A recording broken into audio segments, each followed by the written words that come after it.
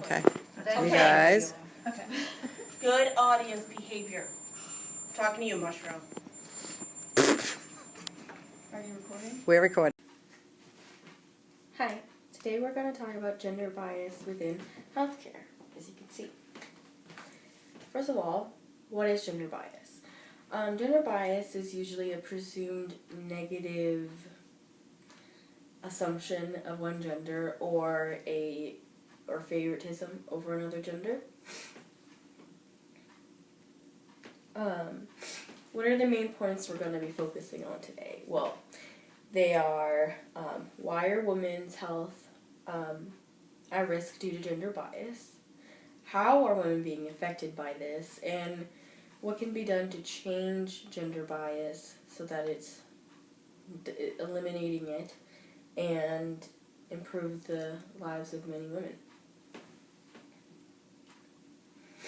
So, according to the source, A Two-Way View of Gender Bias in Medicine by J. Epidemial Community Health Medical Journal, women are very much underrepresented in medical studies, and this has been a truth for generations.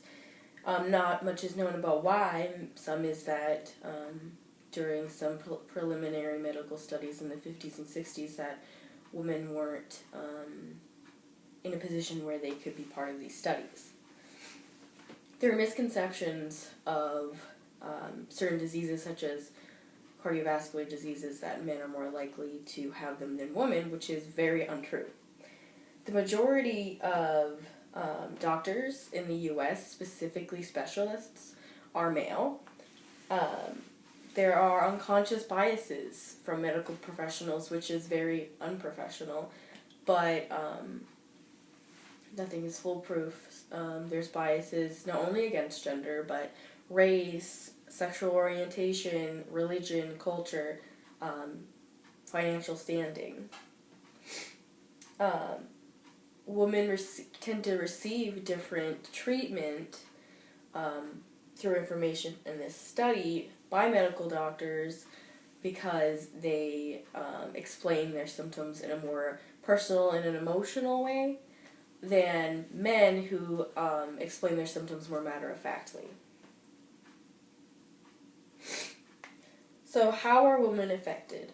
According to a article called Is There a Gender Bias in Critical Care by Critical Care Nurse Medical Journal, there's a difference in symptomology between men and women when it comes to critical conditions such as heart attack and stroke. Because of this, women are more likely to die in an emergency room from a heart attack or a stroke because their symptoms are not the telltale symptoms of a heart attack. They're more nuanced. They're not exactly the same. Whereas men might have shooting pains in their chest or down their arms or numbness or losing consciousness, sweating. Yes, women might exhibit these symptoms, but there are other ones that tend to be looked over, such as unexplained nausea, indigestion, dizziness, vision problems. Studies have shown that there's less diligent and prompt treatment for women who come in for emergency services. And not only this, but also inpatient services. Some of the conditions that aren't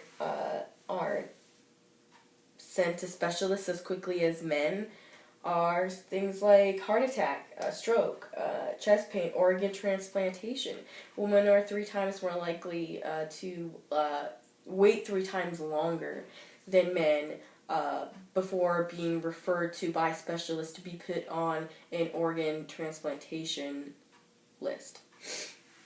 Also things such as infusion services like dialysis and surgery and trauma triage. Also in another study, shown in an article called Gender Disparities in Healthcare by the Mount Sinai, Journal of Medicine, It was found that in 2003, out of 900,000 people who died from cardiovascular disease, that 53% of them were women. This was shocking, as at the time it was believed that men were much more likely to get heart disease or any other cardiovascular disease. Studies have shown that cardiac diseases are equally prevalent in men and women. Like I said before, that is now known.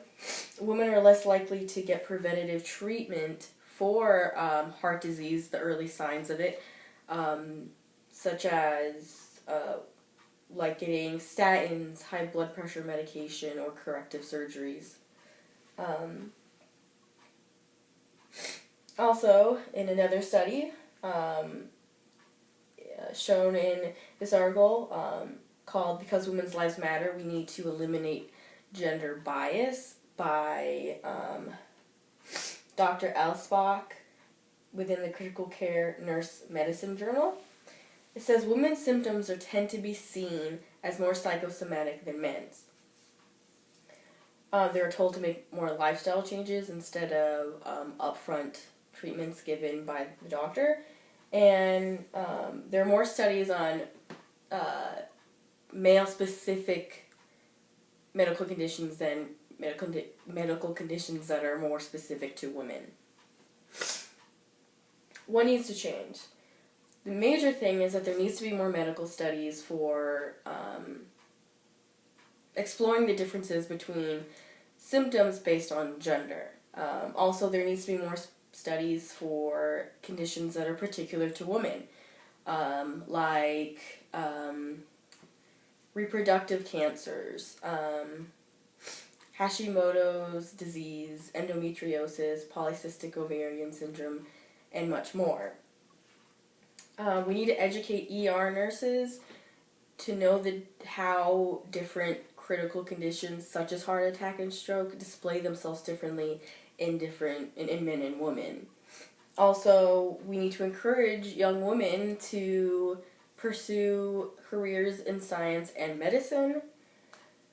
And also we need to address any social issues that could be causing this gender bias towards women. And we need to fund groups that advocate for women's health by women.